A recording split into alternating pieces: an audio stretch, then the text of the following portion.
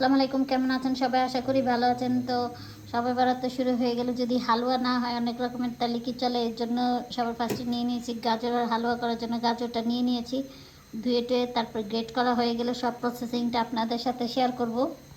তো গাজরগুলো গ্রেট করা হয়ে গিয়েছে, তো এখন হচ্ছে হালুয়া করার প্রসেসিংয়ের পালা, সব আপনাদের সাথে শেয়ার করব। এই তো দেখেন কালারটা খুবই সুন্দর লাগতেছে। গাজরের হালুয়ার প্রসেসিংটা শুরু হয়ে গিয়েছে।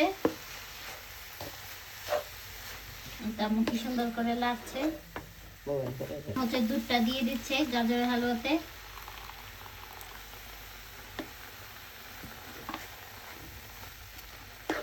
দুধটা দেওয়ার কালারটা কিন্তু হেভি লাগতেছে।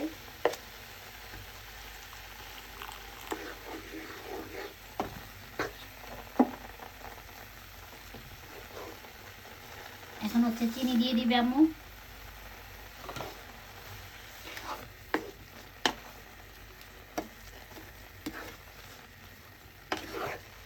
গাজর হালুয়াতে আম্মু ঘি দিয়ে দিবে।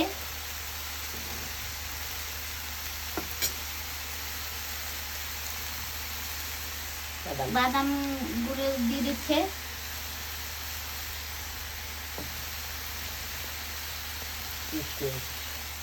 এখন হচ্ছে কিশমিশ গুলো দিয়ে দিবে।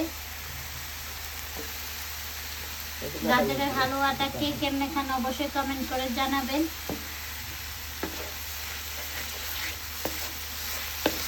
আমাদেরটাও সঠিকভাবে হচ্ছে কিনা সেটাও বলবেন।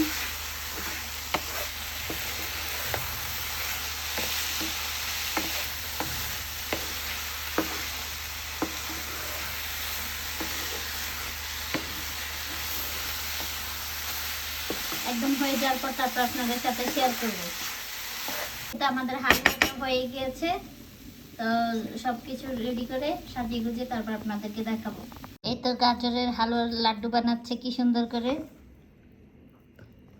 কি সুন্দর করে বানাচ্ছে। এতে এরকম করে সব রাখবে। কেউ কি খেয়েছেন গাজরের হালুয়ার লাড্ডু?